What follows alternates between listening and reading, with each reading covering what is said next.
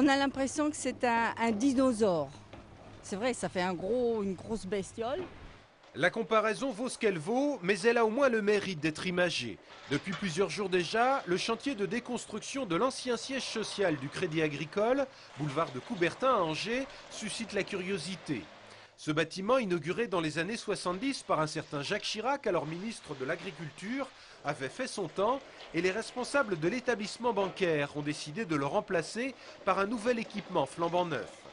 Mais avant de laisser opérer les grues sur cet ensemble de plus de 30 mètres de haut, il a fallu passer par tout un travail préparatoire.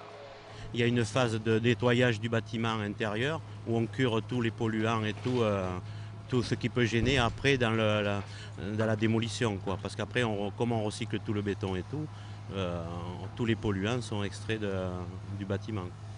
Début septembre, les 350 salariés du site ont donc quitté leur ancien immeuble pour prendre possession de la nouvelle construction implantée juste à côté.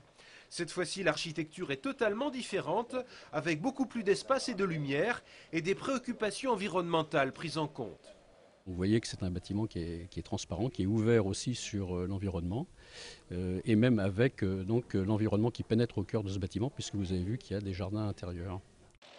La déconstruction de l'ancien bâtiment devrait être terminée au milieu de la semaine prochaine. Les paysagistes pourront alors prendre le relais pour remodeler le site.